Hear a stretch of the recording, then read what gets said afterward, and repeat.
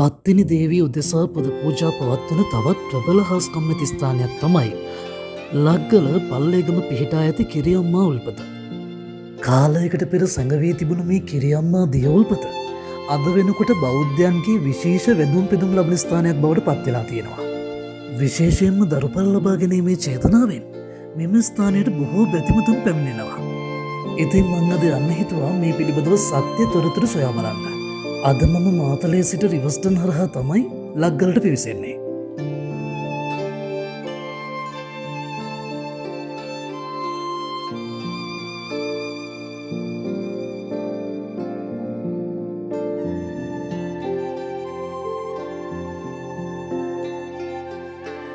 සුන්දරත්වය අතින් ඉතා මනරම් වූ මේ මාර්ගය ගමනාන්තයේදී නම් ඉතාමත් දුෂ්කර වූ මාර්ගයක්.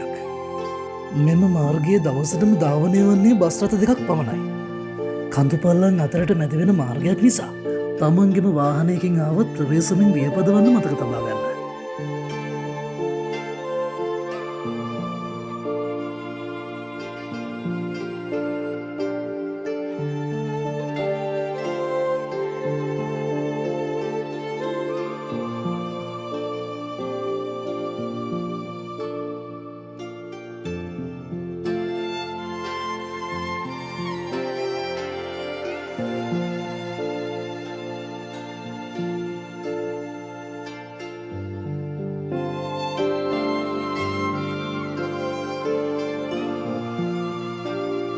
බස් රථයේ සිදුවූ දෝෂයක් නිසා අපිට සිදුවුණා වෙනත් වාහනයක් කතා කරගෙන මේ ගමන පිටත් වෙන්න.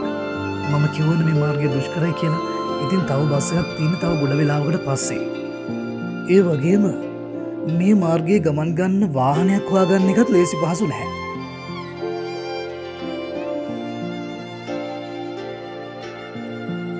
අවසානයේ කොහොම හරි අපේ ගමනාන්තයට ළඟා වෙන්න අපිට අවස්ථාව ලැබුණා.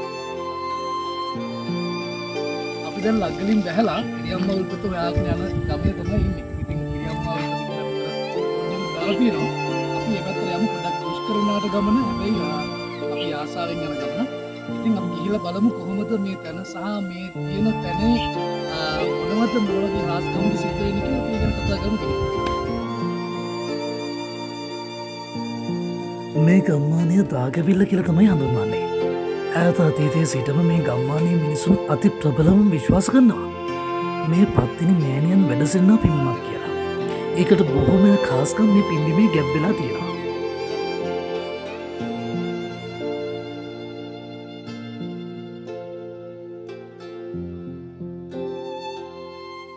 ඒක දැම්ම ඔයගොල්ලන් දැනගන්න.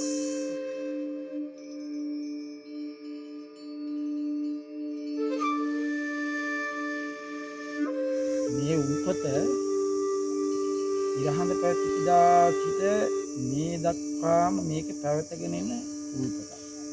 එතකොට මේ උල්පතේ අද මේ දක්වා මේ යන්නේ 17 වෙනි පරම්පරාව. කපු පරම්පරාවක. ඒ 17 වෙනි පරම්පරාවේ මූලික කපු මහත්තයා තමයි අපේ ප්‍රධාන කපු මහත්තයා තමයි සුමන රත්න කියලා ඉන්න අපේ ලේලි වෙනස්.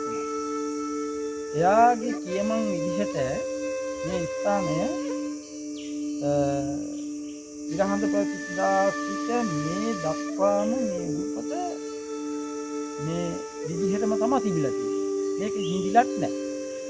එතකොට මෙතනින් ගන්න ප්‍රයෝජන දිහා බැලුවොත් දැන් මේ යන දියපාරෙන් ඒ කාලෙදී විවිධ 56ක් 60ක් විතර වැඩ කළා. ඒකට මේ දියපාරෙන් තමයි මේ දේවල් ගොවිතැන කරගෙන තියෙන්නේ. එතකොට මේකෙදි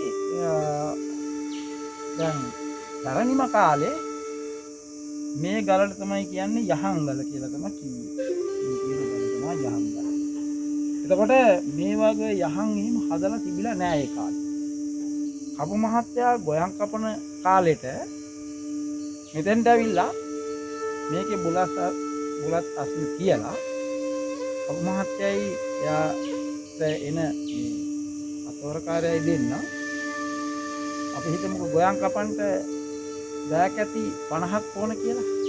මෙතෙන්ට ඇවිල්ලා මේ යාතිකා කරපුවාම ඒ දෑගැති 50ම මේ ගල් උඩ තියලා තියෙනවලු මේක මවලා දීම වගේ දෙයක් කරලා තියෙනවා. ඒ කාලේ දැන් නෙවෙයි. එතකොට ඒ දෑගැති වලින් ගොයන් කපලා හවතට ඇත්තටම මෙතෙන් ගෙනලා තියනවා. එහෙම මේකේ චාරිත්‍රාක් වෙලා තියෙනවා. ඒ කාලේ. ඊට පස්සේ රන් දෑකැති ඉඳලා තියෙනවා. රත්තරන් දෑකැති 7ක් දීලා තියෙනවා. ඒ වගේ එක දෑකැත්තක් කවුරු හරි ඒ කාලෙත් ඉතින් රත්තරන් වලට ආසයි මේ වයස මිනිස්සු ඉතින් කොහොම හරි එක දෑකැත්තක් තියාගෙන 6ක් ගෙනත් තියලා තියෙනවා. එතෙන්දින් අර දෑකැත් දීමනාව නැවතුණා. ඒ වගේම මේ උල්පත බාරව රන් ආන්දෙක් ඉඳලා දැන් ඒ කතා අපිට තේරුම්ක් නැහැ. ඒ සතා කොහොම හරි මේකේ ආරක්ෂක මෙයාකට මේ මෑණියන්ගේ මෙයාකට තමයි ඉඳලා තියෙන්නේ.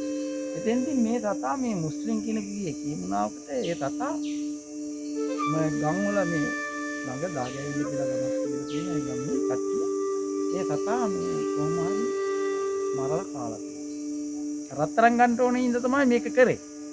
නමුත් ඒ ගම ඇත්තටම දාගාලා ගියා දාගානවා කියන්නේ කැලයක් දාගාවා වගේ මාසයක් දෙකක් තුනක් යනකොට අර මුළු ගමම විනාශ වෙනවා.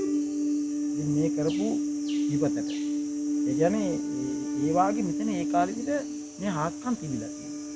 ඒ වගේම ආයේ මෙතන දැන් මේ බුද්ධ දෙනෙක් තම තමන්ගේ වාරහාර තමයි ඔය වෙළඳ ව්‍යාපාර පතල් ව්‍යාපාර දරු සම්පත් විශේෂයෙන්ම දරු සම්පත් නැති අය මෙතෙන් ගිහිල්ලා ආරුණම් පස්සේ ඒ දරු සම්පත් ලැබෙනවා මේ දරු සම්පත් ඒ කියන්නේ එහෙම මමත් දැන් අවුරුදු දෙකක් තුනක් විතර මෙතෙන් ඇවිල්ලා මේ රාජකාරී මස්තිනාට තනියෙන් කරන්න බැරි ඉඳ ඉන්නේ. ඉතින් මේ ඒ වාගේ රාජකාරී කරගෙන යනකොට ඒ මටත් දැනෙනවා මේක ප්‍රත්‍යේකතාවයක් අදටත් ඒ බලේ තියෙනවා. ඒ වගේම දැන් ඒ කාලෙදී ওই දරු සම්පතක් ලබා ගන්නට බාරයක් වෙලා තියෙනවා. එදා පුවක් මලක් ගේන්න අමතක වෙලා තියෙනවා. මේ පුවක් මල ගේනන් අමතක වෙච්චි සංයවයක නිසා අර මහත්තයා අතවරකාරයාට කියලා තියෙනවා පුවක් මලට අද ගේන්න මට අමතකයක් වුණා මහත්තයා කියලා මෙයා බැගෑපත් මෙයාට කියලා තියෙනවා. ඉතින්දි මේ දෙන්න මේ කතා බහ කරගෙන යන අතර අද මේ පුවක් මල මේකට අනිවාර්යයෙන්ම මේ පිදිල්ලට ඕන කියලා මෙයා කියලා තියෙනවා මේ කප් මහත්තයා. ඒ වෙලාවෙදී මේ ඊරිය ගහක මෙතන අර ඉදින් තියෙනවා ඒ ගහකට නිකම්ම අතනදලා තියෙන පිළිලා. ඒ ඊරිය ගහේ පුවක් මලක් මේ වගේ නිකන් අර ගහක බොල ගැටයකින් මතුවලා තියෙනවා. සනික. වාස්තේ මේ ගල උඩ ඒ පුවක් මලේ කිනිති 7ක් තියෙනවා. මේ යහංගල. ඉතින් ඉතින්දින් ඒ රාජකාරී පැත්තෙන් ඒ පිදිල්ල පුදලා ඒ දරු සම්පත ගැන පිදිල්ල පුදලා වර්ණනා කරලා ගිහිල්ලා තියෙනවා. ඉතින් ඒ වාගේ මේකේ මේ ඉතිහාසය ගත්තොත් මේකේ ලොකු ඉතිහාසයක් තියෙනවා. ස්ථානෙට එන බැතිමතුන් මස් මාංශ වලින් පිළියුරු වලින් වැළකීලා සුදු ඇඳුමින් එන තරමකට මේ උල්පතේ මෑණියන්ගේ ආශිර්වාද ලබා ගැනීම උගාක් එක වැදගත් වෙන බව මේ මතක් කරලා ඉන්නවා ඔබතුමාලට. දෙවියන් විශ්වාස කරමින් කිරියම්මා දියවුල්පතට පැමිණ සියලුම දෙනාට දෙවියන්ගේ ආශිර්වාදය ලැබෙන බවට මෙතනට පැමිණෙන බැතිමතුන්ගේ විශ්වාසයයි. මේ අපේ මෑණියන්ගේ ආශිර්වාදය පතාගෙන අපේ ශිෂ්‍යත්ව ලියන්න ඉන්න දරුපතියන්ටත් මෙතෙන්දින් අපි ආශිර්වාද පූජාවක් පවත්වනවා. ඒ වගේම උසස් පෙළ සාමාන්‍ය පෙළ ඒ දෙපැත්තේම අපේ දරුවන්ට මෙතන ආශිර්වාද පූජාවක් පවත්වලා අපි ඒ ළමයි විභාගයට යොමු කරන්න අපි මේ කියන්නේ උන්ට බාරකාරත්වයේ දරන බාරකාර මණ්ඩලයේ ප්‍රධාන කව් මහත්තයා අපි නාම ඒ විදිහට කරනවා. මම ගේන පොලිතින් එතන ඒ අපවිත්‍ර ද්‍රව්‍ය ආපසු අරගෙන යනවා නම් බොහොම ඒ අත්තන්ට පින් සිද්ධ වෙන තමා යන්න. ලංකාවේ මේ සුන්දර උරුමයන් තවත් දීර්ඝ කාලයක් නොනසා මතු පරපුර වෙනුවෙන් රැක ගැනීම අප සතු යුතුකමක්. දුෂ්කර ගමනක සුන්දර නිමාවක්. මම හිතනවා මේ වීඩියෝ එකෙන් ඔයගලන් කිසියම් මොහොතක් ඔයගලන් රස විඳිනය කරන්න ඇති කියලා මේ කිරි අම්මා උල්පත ගැන. ඉතින් මේ වගේ වීඩියෝස් තවත් බලන්න ඕන නම් මගේ YouTube channel එක subscribe කරලා තියාගන්න කියලා මම ඔයගලන් ඉල්ලනවා. ඒ වගේම අද මේ වගේ සුන්දර තැනක ඉඳන් මම ඔයගලගේ සමුගන්න. අදට මම ගිහින් එන්න. Subscribe now and press the bell icon.